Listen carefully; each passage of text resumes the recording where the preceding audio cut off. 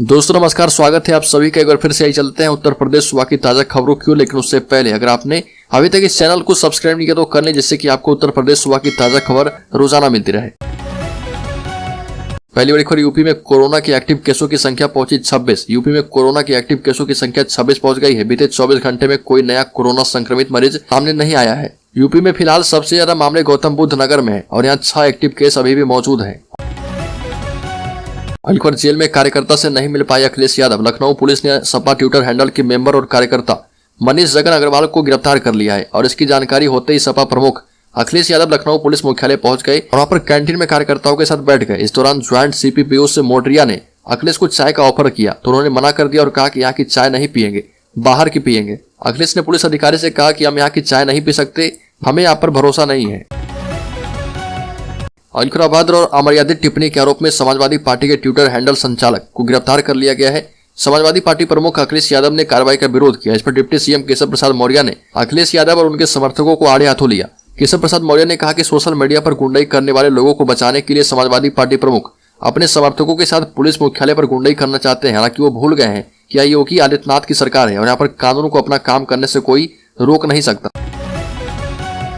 अलीखर बस्ती में ओपी राजभर ने कहा कि महिलाओं की आधी भागीदारी हो, अपने दम पर लड़ेंगे निकाय चुनाव, पूर्वांचल को बनाना चाहिए अलग राज्य। बस्ती में सुभाषपा की महिला अधिकार महारैली में राष्ट्रीय अध्यक्ष ओम प्रकाश राजभर पहुंचे और उन्होंने कहा कि महिलाओं की आबादी आधी है और इसलिए उनकी हर क्षेत्र में आधी भागीदारी तो होनी ही चाहिए। ओम प्रकाश राजभर ने पूर्वांचल को अलग राज्य बनाने का समर्थन किया और कहा कि पूर्वांचल की आबादी 9 करोड़ है और इसे अलग स्टेट बनना चाहिए। ओम प्रकाश राजभर ने कहा कि निकाय चुनाव पार्टी अपने दम पर लड़ेगी।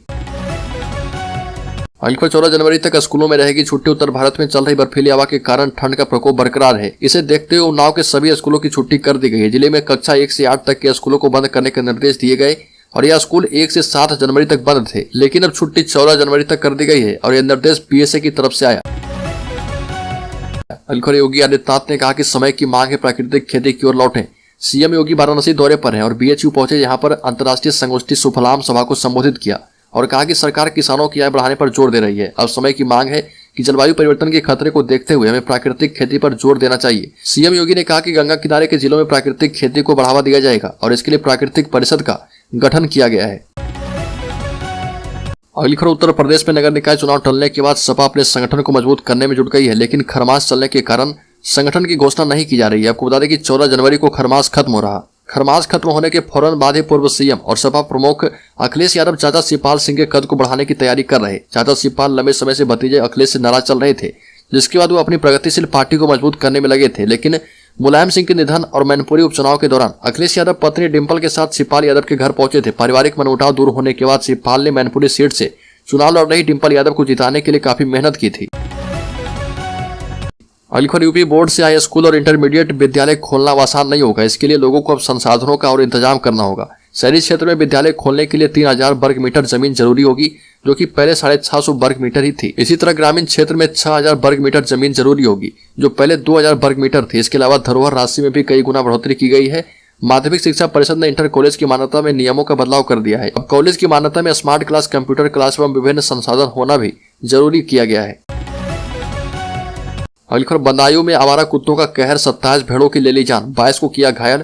बदायूं जिले के आलापुर थाना क्षेत्र के कस्बे में आवारा कुत्तों के झुंड ने हमला कर 27 भेड़ों को मार डाला और करीब 22 भेड़ों को घायल कर दिया। रेंजर ने बताया कि पशु चिकित्सक विभाग की टीम भी मौके पर पहुंची और घायल भेड़ों का उपचार किया जा रहा। अलखर योगी सरकार की नीतियों पर बैंकर्स ने जताया भरोसा। यूपी में निवेशकों की मदद के लिए खुलेगा खजाना। उत्तर प्रदेश की राजधानी लखनऊ में फरवरी माह में ग्लोबल इन्वेस्टर्स समिट का आयोजन किया जा रहा। आपको बता दें कि सीएम योगी आदित्यनाथ की नीतियों पर भरोसा जताने के साथ ही पूर्व देश के सभी बैंक निवेशकों की आर्थिक मदद को पूरी तरह तैयार है। यूपी में बीते 5.5 साल में कानून व्यवस्था को लेकर बदलाव किए गए हैं और इसलिए बैंकर्स निवेशकों के लिए अपना खजाना खोलने के लिए राजी हैं। साथ ही बैंकों को भी राज्य में बड़े कारोबार की पूरी उम्मीद है। अलखर उत्तर प्रदेश के शिक्षकों के लिए खुशखबरी, अब बिना टीईटी के मिलेगा प्रमोशन। शिक्षक पात्रता परीक्षा का सर्टिफिकेट न होने के कारण प्रमोशन से वंचित टीचरों के लिए खुशखबरी है। अब बिना टीईटी पास किए प्रमोशन दिया जाएगा। इलाहाबाद हाईकोर्ट ने टीचरों के हित में फैसला सुनाते हुए कहा कि प्रमोशन के लिए टीईटी पास होना अनिवार्य नहीं है। हाईकोर्ट ने अपने फैसले को विस्तार देते हुए कहा कि अगर प्राथमिक विद्यालय में तैनात शिक्षक को उच्च प्राथमिक विद्यालय में नियुक्त किया जाना है तो इसमें टीईटी योग्यता की आवश्यकता नहीं है। अलखर मोबाइल टावरों और घरों में चोरी करने वाले अंतर्राज्यीय गिरोह का पर्दाफाश, 4 आरोपी अरेस्ट। जनपद हापुड़ में बाबूगढ़ पुलिस और एसओजी की संयुक्त टीम ने 2 चोरी के वारदातों का पर्दाफाश कर दिया और इस मामले में मोबाइल टावर और घरों में चोरी करने वाले अंतर्राज्यीय गिरोह के 4 सदस्यों को गिरफ्तार किया है। आरोपियों के कब्जे से चोरी का करीब 15 लाख रुपए का सामान, बाइक एवं चाकू बरामद किया गया।